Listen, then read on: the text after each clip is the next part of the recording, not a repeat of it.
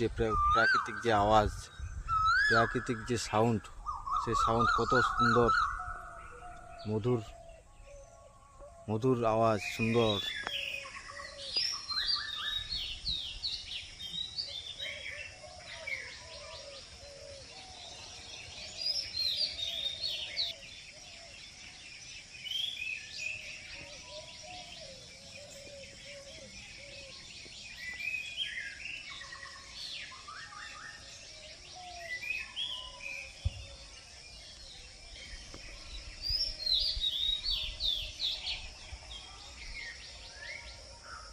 শুনতে তো পাচ্ছেন বন্ধুরা আওয়াজটা, কি সুন্দর, মধুর আওয়াজ, মধুর সুর।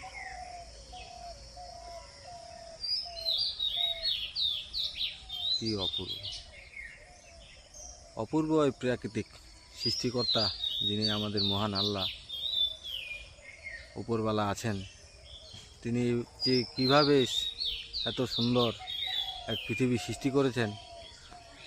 আর মানুষ, আমরা সেই পৃথিবীতে বাস করছি, আছি।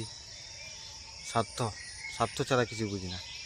মানুষ পৃথিবীতে এমন একটা জীব আছে যে একমাত্র সেই জীব, সর্বশ্রেষ্ঠ জীব হলো মানুষ।